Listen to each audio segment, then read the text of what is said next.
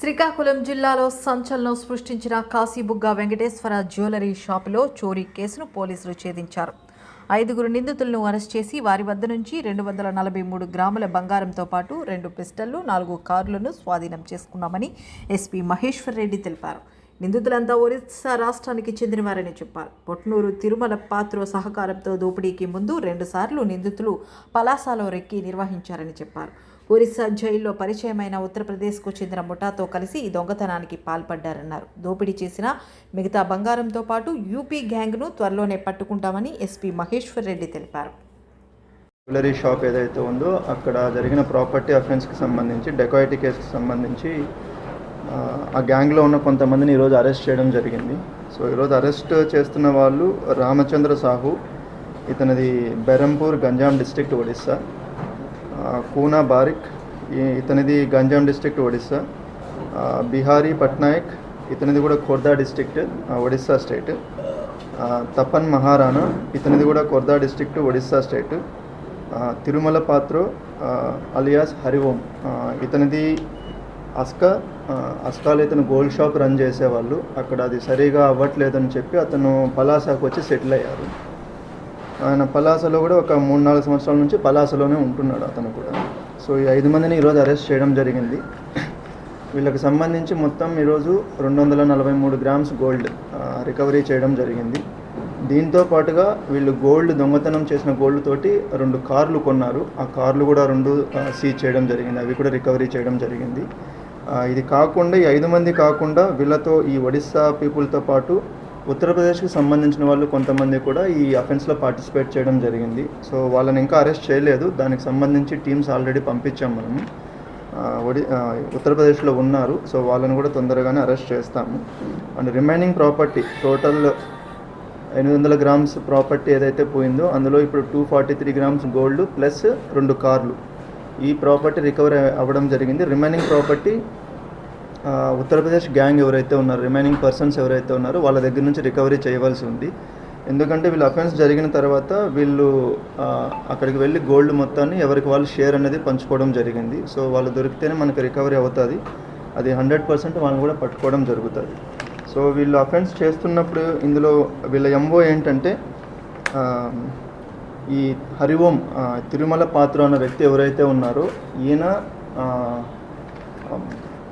దొంగల దగ్గర నుంచి గోల్డ్ ఏదైతే రిసీవ్ చేసుకుంటాడో ఆ రిసీవ్ చేసుకున్న గోల్డ్ని షాప్స్లో ఇచ్చేస్తాడో అక్కడ నుంచి మనీ తీసుకొని వీళ్ళకి రిటర్న్ ఇవ్వడం అన్నది జరుగుతుంది. ఆ ప్రాసెస్లో ఈ గోల్డ్ షాప్కి కూడా అతను ఇవ్వడం జరిగింది, దొంగ బంగారం ఇవ్వడం జరిగింది. సో ఆ ప్రాసెస్లో దీన్ని చూసి ఎవరైతే ఇతను రామచంద్ర సాహు అని ఉన్నారో ఆయనకి చెప్పడం జరిగింది, కూనా బారిక్కి చెప్పడం జరిగింది. సో వాళ్ళు ఓన్గా ఇక్కడికి వచ్చి రెక్కీ చేసుకున్నారు. వాళ్ళు డిసెంబర్ 2025లో రెక్కీ చేశారు. మార్చి 2, 2026, మార్చి 24, 2026 ఈ 3 రోజులు రెక్కీ చేయడం జరిగింది. వీళ్ళు మాత్రమే చేయలేరు అని చెప్పి వీళ్ళకి జైల్లో ఎవరైతే పరిచయం అయ్యారో ఒడిశా జైల్లో ఉత్తరప్రదేశ్కి సంబంధించిన వాళ్ళని కూడా తీసుకొని వచ్చి గ్యాంగ్లో కలుపుకొని వీళ్ళు చేయడం జరిగింది. వీళ్ళు ఏదైతే కారు ఆ రోజు యూజ్ చేశారో ఆ కారు కావచ్చు, ఆ బైక్స్ కావచ్చు, ఖోర్దా నుంచి వచ్చినప్పుడు మన పలాస రీచ్ అయ్యే వరకు ఎక్కడే కానీ హైవే పైన వాళ్ళు టచ్ చేయలేదు. ఏవైతే లూప్ రూట్స్ ఉంటాయో, అంటే ఎక్కడైతే సీసీటీవీస్ ఉండవో, ఎక్కడైతే వాళ్ళని ట్రేస్ చేయలేరని కాన్ఫిడెన్స్ ఉంటుందో ఆ రూట్స్ మాత్రమే ఫాలో చేశారు. వాళ్ళు యాక్చువల్గా మనకి 5th అంటే మనకి ఏప్రిల్ 5th అక్కడ బయలుదేరి వచ్చి ఏప్రిల్ 6th అఫెన్స్ చేయాలనేది వాళ్ళ ప్లాన్. ఏప్రిల్ 5th వాళ్ళు వచ్చి మనకి మహేంద్రగిరి హిల్స్ ఇక్కడ ఏదైతే మనకు బార్డర్లో ఉందో అక్కడ ఒక విలేజ్లో స్టే చేశారు. నెక్స్ట్ డే ఆఫ్టర్నూన్ వచ్చి అఫెన్స్ చేయడానికి ట్రై చేశారు. ఏప్రిల్ 6వ తారీఖున ట్రై చేశారు. బట్ ఆ రోజు షాప్ అనేది అర్లీగా క్లోజ్ చేశారు. రోజు జనరల్లీ 12-1 గంట మధ్య క్లోజ్ చేసే వ్యక్తి ఆ రోజు ముందే 11 గంటలకే క్లోజ్ చేయడం వల్ల ఆ రోజు అఫెన్స్ అవ్వలేదు. మళ్ళీ రిటర్న్ వెళ్ళిపోయి మహేంద్రగిరిలో ఉండి మళ్ళీ 7th వచ్చి మళ్ళీ అఫెన్స్ చేశారు. 7th మధ్యాహ్నం టైంలో అఫెన్స్ చేసి వీళ్ళు వెళ్ళారు. వీళ్ళు వాడిన రూట్ ఏదైతే ఉందో ఖోర్దా, కాలికోటు, అస్కా, అక్కడ నుంచి మనకి మహేంద్రగిరి వచ్చి అక్కడ నుంచి గారబంద, గొప్పిలి, పెదంచల, కేదార్పురం ఈ రూట్ ఏదైతే ఉందో ఈ రూట్లో ఎక్కడ మనకి ఈ హైవేకి సంబంధించిన టోల్ గేట్స్ కానీ ఏమీ ఉండవు, ఎక్కడ ప్రాపర్ కెమెరాస్ కూడా ఉండవు.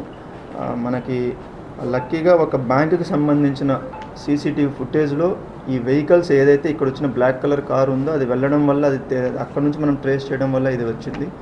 సో వీళ్ళు ప్రాపర్ ప్లానింగ్ తోటి ఆల్మోస్ట్ ఒక 6 months 1 year రెక్కీ చేసి ఇది చేసిన అఫెన్స్ ఇది. దీనికి సంబంధించి మన team additional SP Srinivas crimes ఎవరైతే ఉన్నారో ఆయన, ఎస్డిపిఓ కాశీబుగ్గ గారు, Kasibugga inspector Ramakrishna, Ichchapuram CI Chinnam Naidu, Kasibugga inspector Narasimhamurthy sub inspector, Kasibugga SI Sunil, Pathapatnam SI Madhusudan, CCS SI Rajesh, Kanchili SI Parinaidu, Gara SI Gangaraju, వీళ్ళు కాకుండా ఇంకా స్టాఫ్ కూడా ఉన్నారు మనకి. గవరయ్య, ఉషా కిరణ్, నీలకంఠం, నరేష్, ఇట్లా ఒక 12 మంది వరకు స్టాఫ్ ఉన్నారు. సో ఎంటైర్ టీమ్ ఈ ఎంటైర్ కాశీబుగ్గకు సంబంధించి, శ్రీకాకుళం జిల్లాకు సంబంధించి టోటల్ 4 టీమ్స్ ఫామ్ చేసి వీళ్ళని ట్రేస్ చేయడం జరిగింది. రిమైనింగ్ పర్సన్స్ ఎవరైతే ఉన్నారో వాళ్ళని కూడా తొందరగానే మనం అరెస్ట్ చేసి వాళ్ళ దగ్గర నుంచి రిమైనింగ్ ప్రాపర్టీ రికవరీ చేయడం జరుగుతుంది. ఇందులో ఇంకొకటి మనం అబ్జర్వ్ చేసింది ఏంటంటే, వీళ్ళు అఫెన్స్ చేయడానికి లోపలికి వచ్చినప్పుడు అక్కడ సీసీటీవీస్ ఏవైతే ఉంటాయో వాటికి బ్లాక్ కలర్ తోటి మనకి దానికి కలర్ కొట్టేసి కనిపించకుండా చేస్తున్నారు. ఈ పర్టికులర్ అఫెన్స్ వచ్చినప్పుడు కూడా వాళ్ళు వెపన్ యూజ్ చేసినప్పుడు కూడా ఇనిషియల్గా అదే కన్ఫ్యూజన్ మనకి రావడం, వాళ్ళు వెపన్ యూజ్ చేశారా లేదా అన్నది అందుకే కన్ఫ్యూజన్ వచ్చింది. బట్ వెపన్ యూజ్ చేయడం అనేది కరెక్ట్. సో దానికి సంబంధించిన 2 వెపన్స్, దానికి సంబంధించిన అమ్యునేషన్ కూడా మనం రికవరీ చేయడం జరిగింది. ఒకటి 9mm పిస్టల్ వాడారు, ఒకటి 7.65mm పిస్టల్ వాడారు. దానికి సంబంధించి మ్యాగజైన్స్ అండ్ అమ్యునేషన్ కూడా మనం రికవరీ చేయడం జరిగింది.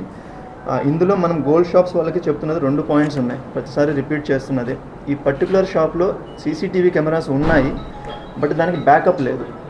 అంటే మనకి స్టోరేజ్ లేదు. సీసీటీవీస్ పెట్టారు కానీ దాని ఒక వారమో, 5 రోజులో, 10 రోజులో లేదా నెల రోజుల్లో మనం డేటాను స్టోర్ చేసుకోవడానికి స్టోరేజ్ ఇచ్చుకోలేదు వాళ్ళు. దానివల్ల మనకి యూజ్ లేదు, సీసీటీవీ పెట్టినా కూడా యూజ్ లేదు.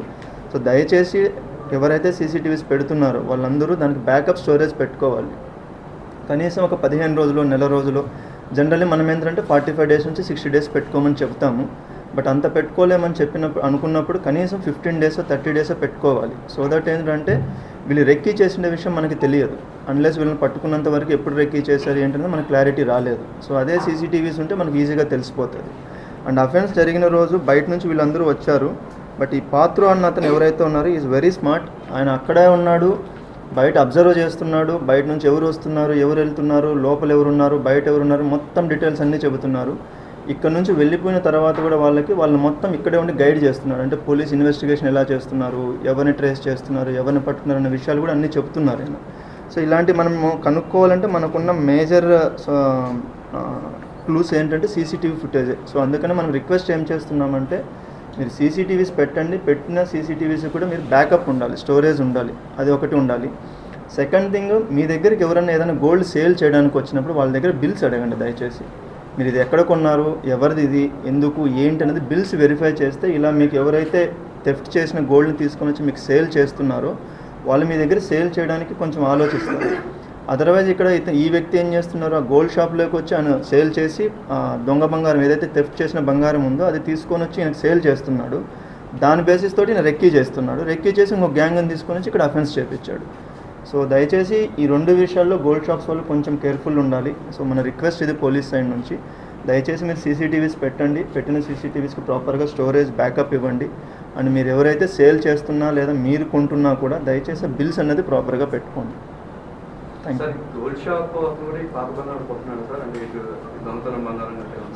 దొంగతనం బంగారం అని తెలిసి కొంటున్నాడా తెలియక కొంటున్నాడా అన్నది క్లారిటీ లేదు ఇప్పటివరకు. అతన్ని మనం మాట్లాడాలి.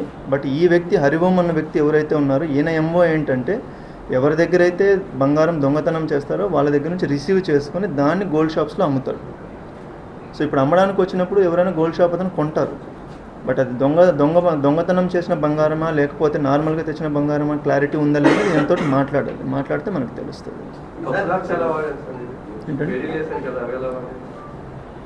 బేడీలు అనేది వీళ్ళు తెచ్చుకున్నారు.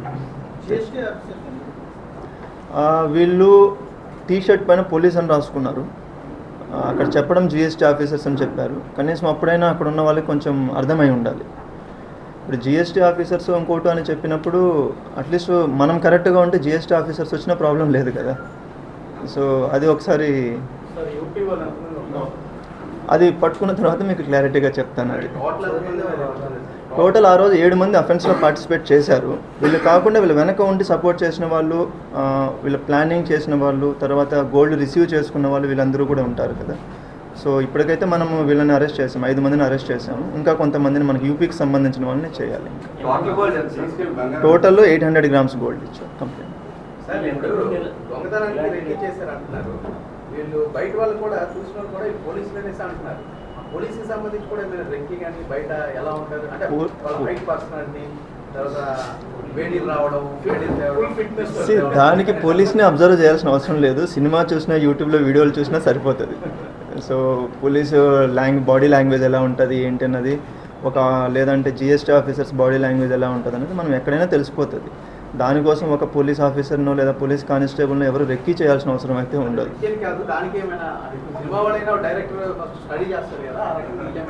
ఒకసారి మాట్లాడి చెప్తాను.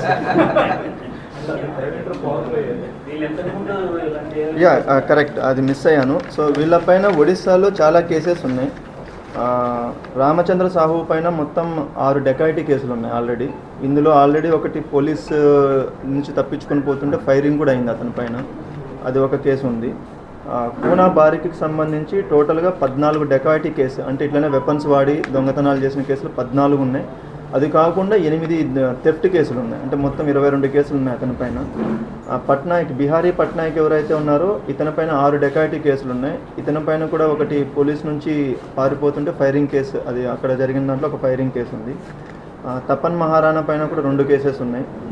ఈ హరిఓం పైన 4 డెకాయిటీ కేసెస్ ఉన్నాయి. సో వీళ్ళంతా పాత అఫెండర్స్, ఒడిస్సాకి సంబంధించిన వాళ్ళు, 2-3 జిల్లాల్లో ఉన్న వాళ్ళు.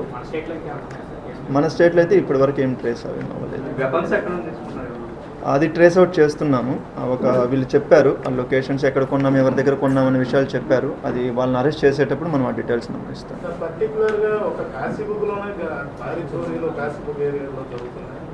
కాశీబుగ్గలో భారీ చోరీలు అంటే ఎన్ని జరిగాయి? పర్లేదు, 2019 నుంచి మొదలుపెట్టి 2026 వరకు ఏ సంవత్సరం ఎన్నెన్ని జరిగాయి మీకు క్లారిటీ ఉందా? పర్లేదు, మాట్లాడదాం, ఫ్రాంక్గానే మాట్లాడదాం. ఏ సంవత్సరం ఎన్నెన్ని కేసులు ఎక్కడెక్కడ జరిగాయనే క్లారిటీ ఉందా? మాకు క్లారిటీ ఉంది కాబట్టి చెప్తున్నాము. 2024తో కంపేర్ చేసుకుంటే 2025లో తగ్గాయి. 2025తో కంపేర్ చేసుకుంటే 2026 అంటే ఈ ఫస్ట్ 4 నెలల డేటా చూసినప్పుడు కూడా తగ్గాయి. బట్ మీరు చెప్పినట్లు పూండిలో ఒక కేసు, అది ఏదైతే ఉందో అది క్లూస్ ఉన్నాయి. దానికి సంబంధించిన వాళ్ళు దొంగతనం ఎవరైతే చేస్తారో వాళ్ళు జమ్మూ కాశ్మీర్లో ఉన్నారు. వాళ్ళు they belong to Bihar, but present వాళ్ళు జమ్మూ కాశ్మీర్లో ఉన్నారు. అక్కడ పోలీస్ తోటి మనం కోఆర్డినేట్ చేస్తున్నాము. మనకి ఎప్పుడైతే వాళ్ళు ట్రేస్ అవుట్ చేస్తారో వాళ్ళు అరెస్ట్ చేయడం జరుగుతుంది. కాశీబుగ్లో అంతకుముందు టెంపుల్లో అఫెన్స్ జరిగింది. అది ఇక్కడ జరిగిండేది కూడా ఇక్కడ లోకల్ వాళ్ళు చేశారు కాబట్టి అది మనకి వాళ్ళపైన సర్వేలెన్స్ కూడా ప్రాపర్గానే ఉంది కాబట్టి ఇమీడియట్గా పట్టుకోగలిగాం. తర్వాత జరిగిండేది నర్సన్నపేటలో ఒకటి జరిగిన కేసు, ఒకటి పెండింగ్ ఉంది. సో ఆ కేసు కూడా మనకి క్లూస్ ఉన్నాయి. అందులో ఒక ఇద్దరిని ఆల్రెడీ మనము ట్రేస్ అవుట్ చేశాము. దానికి సంబంధించి 2 సార్లు వెళ్ళాము కూడా. బట్ అక్కడ విలేజర్స్ బాగా కొంచెం ఇబ్బంది పెట్టడం వల్ల వాళ్ళని మనం పికప్ చేసి తీసుకురాలేకపోయాం. సో అక్కడ ఎవరైతే డీజీ సార్ ఉన్నారో ఆ కన్సర్న్ స్టేట్కి సంబంధించి సార్ వాళ్ళకి ఆల్రెడీ అప్డేట్ చేయడం జరిగింది. వాళ్ళ టీంను పంపిస్తారని చెప్పారు. ఆ టీంను పంపించిన తర్వాత మనం వెళ్ళి పట్టుకోవడం జరుగుతుంది. సో నాకు తెలిసి ఈ 3 కేసులు పెండింగ్ ఉన్నాయి, గ్రేవ్ కేసెస్. 25లో 26లో జరిగిన కేసెస్, మిగతాటి అన్ని డిటెక్ట్ అయినాయి. అంత ముందు కేసులు ఏమైనా పెండింగ్ ఉంటే అది ఒకసారి చెక్ చేస్తాం. సార్ ఇప్పుడు 1 ఇయర్ పాటు ఒక పెద్ద ఫ్రెండ్ రికార్డింగ్ కేసులో ముద్దాయి, ఆయన అక్కడ స్థిరంగా నివాసం ఏర్పాటు చేసుకుని వాళ్ళు ఆపరేట్ చేసుకుంటే మనం ఇది మిస్ అయ్యాం, ఒప్పుకుంటున్నాము. మనకేంటంటే ఒడిస్సా అతను అవ్వడం వల్ల ఇక్కడికి వచ్చి ఉండడం వల్ల ఇతని పైన పాత కేసులు ఉన్నాయన్న విషయం మనకి తెలియలేదు. జనరల్లీ ఇలాంటి టైంలో మనం ఏం చేస్తామంటే లోకల్ పోలీస్ స్టేషన్, అంటే సపోజ్ అతను శ్రీకాకుళంకి సంబంధించిన అతను ఇక్కడ నుంచి వెళ్ళి బెరంపూర్లో ఉన్నాడు అనుకుంటే, అక్కడే ఉంటున్నాడు అని అనుకుంటే, ఇక్కడ లోకల్ పోలీస్ ఎవరైతే ఉంటారో వీళ్ళు ఇక్కడ నుంచి అతని పైన ఉన్న షీట్ని ట్రాన్స్ఫర్ చేయాల్సి ఉంటుంది. సో దట్ ఏంటంటే అక్కడ పోలీస్ ఎవరైతే ఉంటారో వాళ్ళు ప్రాపర్గా సర్వేలెన్స్ పెట్టుకోగలుగుతారండి. ఈ వ్యక్తికి సంబంధించి మనకు అలా ఆ షీట్ ఇక్కడికి ట్రాన్స్ఫర్ అవ్వలేదు.